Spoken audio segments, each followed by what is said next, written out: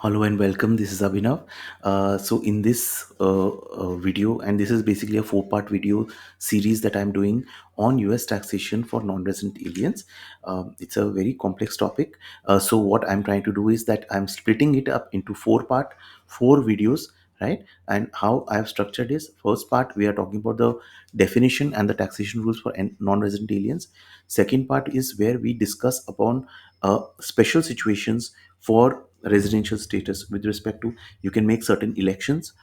Being a non-resident, you can make elections as a resident, and reverse way also, right? So we will discuss those. Third is we will discuss the withholding provisions for non-resident aliens. Fourth is we will discuss the tax filing provisions, right? So these are four-part series. Apart from that, I have a separate video on the estate and gift tax strategies for a returning NRI, right? So but there, please understand, non-resident definition under the estate slash gift tax is different from the definition as per the US income tax. Here we are discussing the income tax, but you can also check that video for estate gift tax, right? Okay, so what is non-resident alien? It's simple.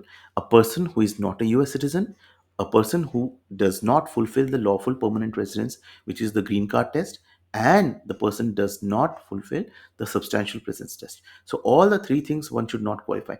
If you have if you qualify even a single thing, that means either US citizen, either you are a green card holder, or you qualify as a substantial presence test, you qualify as a non-resident alien for US tax purposes. Now, just a recap, many of you know substantial presence test. We'll just recap it here. There are some exceptions to substantial presence test, which we will discuss in the part 2 video. Now, how to calculate? There are basically two conditions. One is that 31 days during that particular. So we are discussing 2024. So you can adjust depending upon when you are watching this video. 31 days during the 2024, right? And second condition is 183 days during the 3-year period 2024, 23, 22, all where you need to consider all the days for 2024, one third of the days in 2023, one sixth of the days you were present in 2022, right? So both the conditions you need to satisfy. So if you are less than 31 days for that particular year, you are straight away non-resident, right?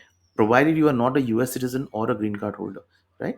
But otherwise you need to check both the conditions, and then you for you to qualify for a substantial presence test, right? Okay, now please understand basic rule of taxation. Basic rule of taxation is that two types, any of the two, if you have the income from two sources, it is taxable. First is any non-resident earning income from any sources in US. Now, what qualifies sources in US? We'll come to the source rules in the next slide. That is first thing. Second thing is income effectively connected with the trade of business in the US. Now, any income that you get, which is like business income or any real property income, which is connected with the trade of business in the US, any even bank interest, if the deposit is for a US trade of business, it is income effectively connected. So if it is effectively connected with the US trade of business, wherever you receive it, even if you receive outside of the US, it will be taxable to you in the US, right? Now, sources in US is fairly clearly defined, but when you talk about income effectively connected with the trade or business, which is on, I think, section 861 of the, or 861 to those provisions within the Internal Revenue Code, it's not clear. It's not very clearly defined. So it's like all, subjective, depends on what is the transaction, but generally for our understanding purposes, it is any business income in the US, right? So now a non-resident is not taxed on the incomes if both the conditions should arise, should fall. One is that it should be arising outside of the US, and it does not relate to a trade or business in the US. If both the conditions are satisfied, then that income is not taxable in the US, right? Now these are some source rules, right, with respect to that for a particular income, whether it arises in the US or not. For example, salary income. So salary income is where the service is performed. So, for example, you return from US after some years of stay, and then you return back to India due to whatever reason, personal reasons, and your US employer says that okay, you can continue to work remotely from India. So if you're working in India, whether the income will be taxable in US, answer is no. Why? Because for, see, again, please understand there are ifs and buts in everything, right? I'm just giving you general rules here. I'll make separate video on remote working from India for a US employer, and the compliances you need to ensure under US India income tax as well as the FEMA regulations. So that will be a separate video. But generally speaking, if the services were physically performed in India, even for a US employer, then it will be a non US source income for you. Similarly, for interest, it's residence of corporation. For dividend, it's whether the dividend has been paid by US corporation, it's a US source income. Foreign corporation, it's a foreign income, non-US income. For real property, it's always the location of the property, right? So similarly, these all criteria are given. Pension distributions, there are two point portions for the contribution, where the service is performed, investment earnings, the location of the pension trust. So similarly, these are the source rules, right? I will not go very deep, otherwise the video will be very long. If you have any questions, you can put in the comment section, right? Okay, now we come to the taxation. How the taxation, what rates the taxation works. So for the purpose of the taxation, now, please understand, this rule on only applies for a non-resident alien. It is not for the resident aliens, right? Or US citizens or green card holders, right? So the income is categorized into two ways. One, the first is category is effectively connected income, ECI, right? Now, this income is basically from either it's like from a business that is run in the US, any rental income from a real property. Again, please understand, if you become a non-resident, rental income is qualified as a FDAP income. I'll come to FDAP. So you have to elect it as a effectively connected income for you to get that income qualified as the ECI.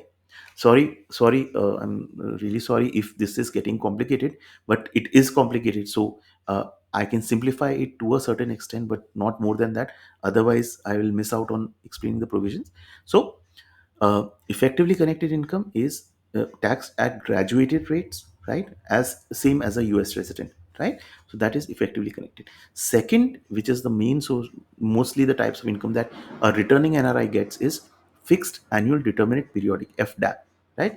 Now, FDAP is basically any US source. See, if it's non-US source, then it is anyways not taxable. So any US source interest, dividend, rent, royalties. See, rent from a personal property, that means not a real estate. If it's a rental income from a real estate, it qualifies as a ECI, although you have to elect it under section 871D of the Internal Revenue Code. But it's any rent from personal property, any royalties, any capital gains, they are all qualifying as a FDAP, fixed annual determinate periodic income, which is taxed at flat 30%. So the general rate is flat 30%, or there is an option to get a reduced treaty rate if the treaty between India and US prescribes a lower rate. For example, there is a lower rate prescribed for 15 and 25% for interest dividend income under the India US DTA. Like for if the person is an Indian resident earning any dividend income from US stocks, and the DTA specifies a lower rate of 25%, then the income will be taxed in US to that person at 25%, right? So 30% or a reduced treaty rate.